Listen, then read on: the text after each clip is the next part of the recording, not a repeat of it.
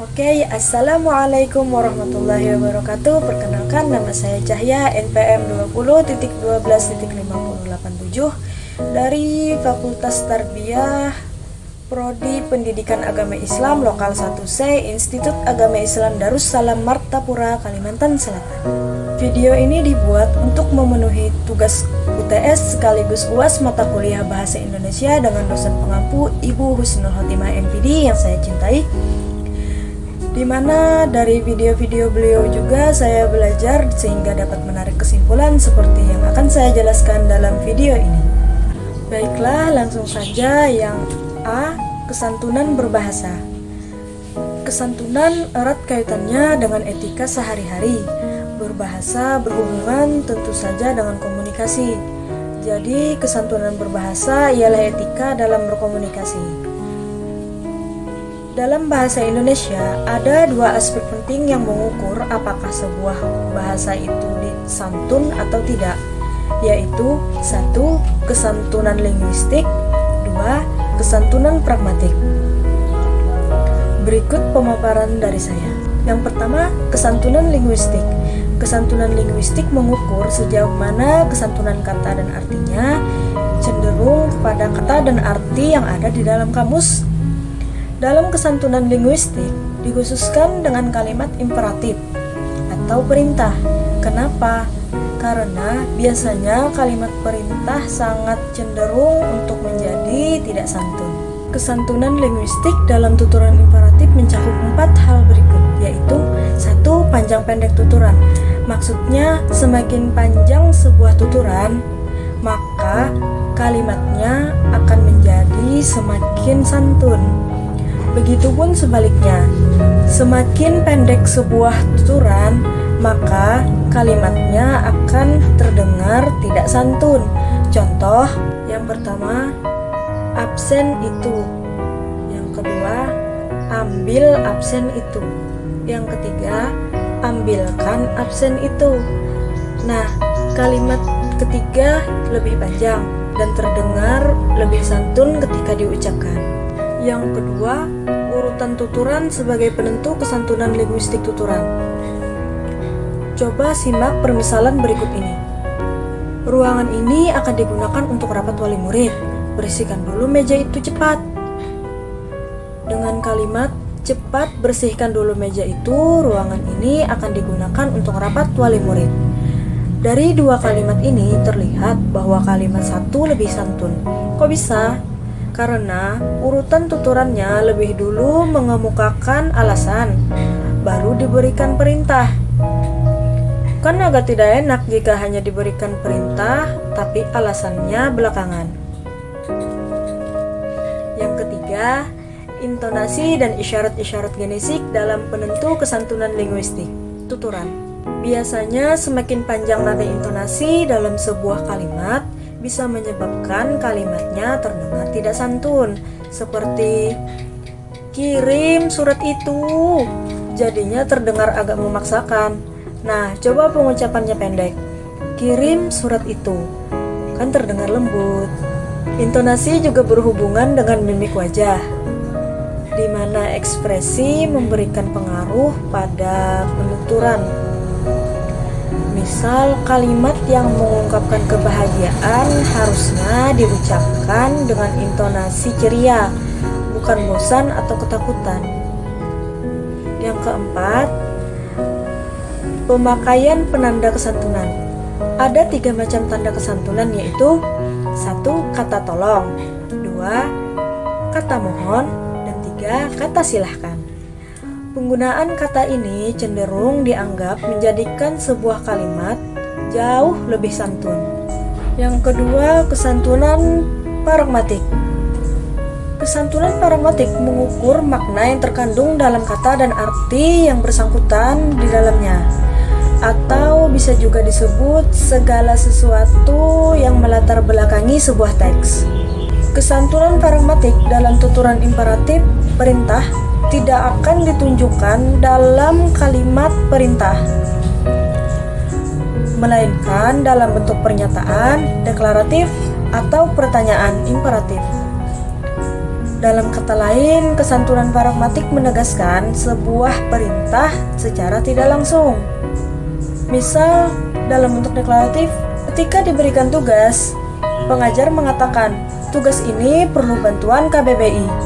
Kalimat tersebut mengandung pernyataan yang mengandung makna perintah, yakni apabila ingin mengerjakan tugas, maka harus memakai KBBI. Dalam bentuk interrogatif, misalnya, dalam suatu kelas di hari yang panas, beberapa murid terlihat kipas-kipas, padahal di kelas ada kipas angin. Pengajar kemudian bertanya, apakah kipas angin itu berfungsi? Nah, bagi yang memahaminya dari kesantunan linguistik, mungkin ia akan menjawab ya. Tapi jika ia memahami dari kesantunan pragmatik, ia akan menyalakan kipas anginnya. Sebenarnya materi ini tidak bisa dilepaskan dengan prinsip-prinsip kesantunan, skala kesantunan, dan penyebab ketidaksantunan. Dalam prinsip kesantunan misalnya, kita akan bertemu dengan maksim-maksim kesantunan, yang mana intinya adalah dalam bertutur atau berbahasa, usahakan buatlah keuntungan untuk orang lain sebanyak mungkin dan kerugiannya ditanggung diri sendiri. Tentang penyebab ketidaksantunan bisa disebabkan oleh faktor berikut.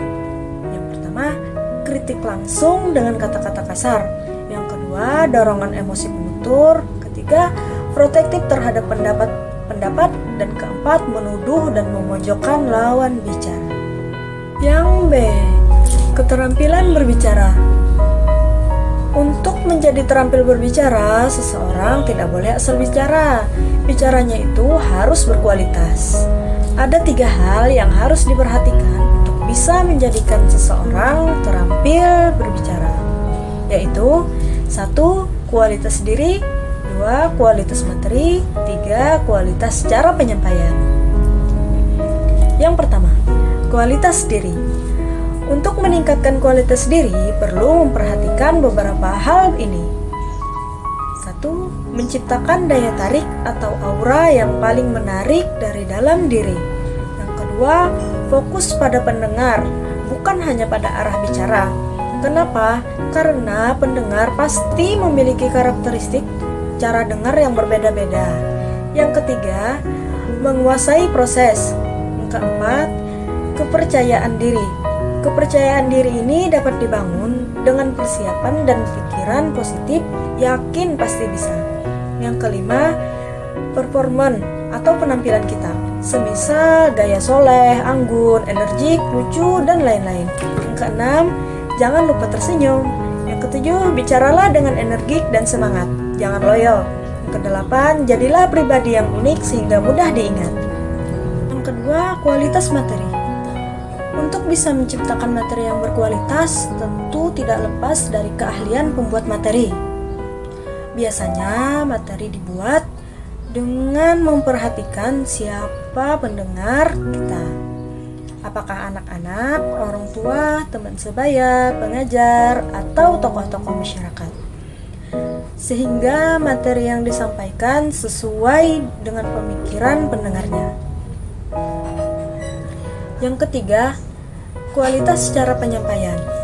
Bukan hanya mulut, seluruh tubuh kita bisa bicara. Kualitas penyampaian yang baik bisa dilakukan dengan 227. Apa itu 227? 2 cm ke kiri, 2 cm ke kanan, lakukan selama 7 detik. Juga bisa dilakukan dengan kontak mata dengan pendengar. Bukan hanya fokus membaca dan bicara. Ini bisa membuat kita tahu respon pendengar terhadap apa yang sedang kita bahas. Yang C, keterampilan membaca. Keterampilan membaca adalah salah satu aktivitas yang sangat kompleks. Tidak hanya melibatkan kemampuan membaca, tetapi juga melibatkan kemampuan kognitif, kemampuan untuk mengamati, dan kemampuan untuk berkomunikasi. Di sisi lain, kemampuan motorik juga menentukan keterampilan membaca. Di antara semua keterampilan membaca yang ada, dalam pembahasan saya ini hanya akan berfokus mengenai keterampilan membaca kritis. Membaca kritis merupakan kegiatan membaca yang bertujuan untuk memahami bacaan secara mendetail, kemudian dapat menganalisis dan mengkritisi hasil bacaan, sehingga perlu keahlian khusus dalam membaca. Salah satu teknik membaca kritis adalah SQ3R: Survey, Question, Read, Reset, Review. Berikut langkah-langkah yang harus dilakukan dengan SQ3R. Pertama, survei. Survei adalah proses untuk mengetahui gambaran umum buku yang akan dibaca. Dengan langkah-langkah, membaca judul buku, membaca pendahuluan, membaca hidden bercetak tebal, membaca pertanyaan di akhir buku jika ada. Yang kedua, question. Question adalah langkah untuk melakukan sejumlah pertanyaan yang timbul dari aktivitas survei. Yang ketiga, read. Read ialah proses membaca sekaligus menjawab pertanyaan pada tahap question. Yang keempat, reset. Reset dilakukan untuk mengetes daya ingat. Dan yang kelima, review. Review ini adalah kegiatan mengembalikan bacaan dari awal sampai akhir. Apakah benar-benar sudah dibaca dan ditemukan jawabannya, untuk melakukan analisis atau kritik terhadap apa yang tadi dibaca. Sesudah melakukan SQ3R, kita dapat melakukan analisis isi buku yang sudah dibaca. Pembaca diharap bersikap tidak mudah percaya dengan apa yang ditulis penulis, dengan melakukan pencarian data dan fakta sehingga dapat mengimbangi tulisan yang disajikan penulis. Siapa tahu ada kekeliruan dalam tulisan si penulis. Yang terakhir, D. Keterampilan menyimak. Keterampilan menyimak dapat dikatakan sebagai keterampilan sentral di antara 4 keterampilan lainnya. Yang namanya menyimak adalah sebuah kegiatan pikiran, bukan sekadar melihat atau membaca. Ada proses berpikir dan menganalisis di sini. Proses ini dilihat dari berbagai hal, seperti simbol, kenyataan, maupun situasi objek yang diamati. Dalam proses menyimak, ada 5 tahapan yang harus dilalui oleh seorang penyimak yang baik, yaitu 1. Mendengar, 2. Memahami, 3. Interpretasi, 4. Menilai, dan 5. Menanggapi. Secara ringkas, maksudnya bagaimana kita berfokus pada hanya satu suara ketika menyimak dan mengabaikan suara-suara lainnya, memahami setiap kata dan ujaran yang didengar dan disimak, lalu memberikan makna pada setiap kalimat yang telah didengar, kemudian memberikan penilaian terhadap pendapat orang yang tadi disimak, baik keunggulan dan kelemahan atau kelebihan dan kekurangannya, baru menanggapi dan memberikan respon. Menyimak itu penting. Jangan sampai gagal memahami karena salah menyimak. Bisa-bisa respon akhirnya salah dan tidak nyambung.